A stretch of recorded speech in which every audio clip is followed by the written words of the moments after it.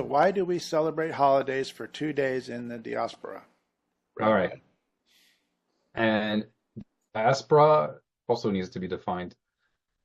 So there are actually some places in the modern state of Israel that a lot of people don't think of as diaspora, that under Jewish law actually fall under the category of being outside the land of Israel, at least with regard to 2 day observance of biblical Torah mandated holidays.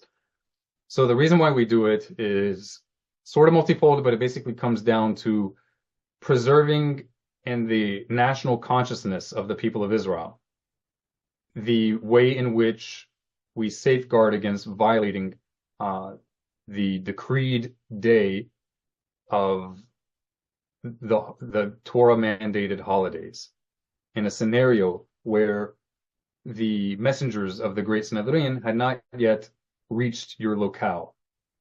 So that's why it's, generally speaking, outside the land of Israel. Okay, so although we do have modern technology today, which enables us to immediately know, in the same way that we have several other practices that are instituted, not because they're necessarily technically needed, but in order to maintain a consciousness of certain practices, such as washing your hands before you eat bread, right? So in a similar vein, we have the second day of the biblical mandated holidays, Torah mandated holidays, in order to maintain this consciousness of how to make sure you're not violating a Torah command in a scenario where you did not have the ability to get the update from the Great Sanhedrin. So yes, we have modern technology today, but that doesn't mean that the purpose for it isn't still useful. Maybe you're going to have an electrical outlet during a storm, during a hurricane, and you don't know, and a holiday comes up. You need to keep 2 days. You don't have any other mode of communication. There can certainly be debate.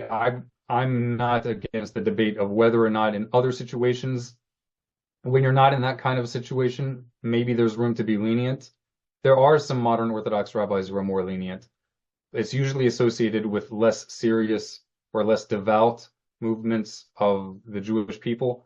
And I think it's wrong to say that all people in those movements are not devout. I think that there are devout people in those movements as well.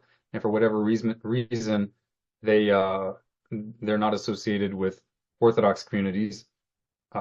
Several reasons, but that will be a tangent of its own. There are legitimate reasons. Sometimes people feel ostracized, and it's not always for a just reason.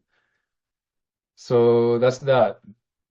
It's in order to preserve and safeguard against violating the observance of the first day, right? Because it's a subjective decree. We do have a fixed calendar, but the Khatahillah, when the temple is reestablished, when we have a Sanhedrin, it will no longer be a fixed calendar, and we will again revert to a subjective calendar that's dependent upon eyewitnesses of the new moon. So that's the reason. Exciting days ahead, for sure. Amen. There is a discussion that many people don't talk about, which is especially when we have a doubt how this applies nowadays, since we do know for sure when the holiday is, according to the established calendar, how that relates to wearing tefillin, which is a Torah obligation.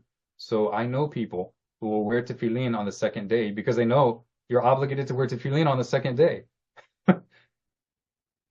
Safek deoraita lahahmir. When you have a doubt regarding a Torah commandment, you should be strict. Mishnah, a road of discovery, where ancient texts meet the heart's inquiry. Every step a lesson learned on the Mishnah walk, wisdom is yearned. Rabbi Akiva's teachings are guiding light, Raki Avot's wisdom shining bright. The oral Torah treasure to share on the Mishnah walk. We're all aware of Mishnah walk, a road of discovery, where ancient texts meet the heart's inquiry. Every step a lesson learned on the Mishnah walk, wisdom is yearned. From tractate to tractate we roam, unpacking the meaning, making it our home. In the words of the sages we find our way on the Mishnah walk every single day. Mishnah walk every single day. The Mishnah walk every single day. Mishnah Walk, a journey of the soul. We're Mishnah Walk, a road of discovery, where ancient texts meet the heart's inquiry. Every step a lesson learned.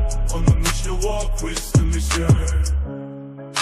The Mishnah Walk, a journey of the soul, where the love of learning makes us whole. May every step bring us closer to the truth. On the Mishnah Walk, with hearts like roots.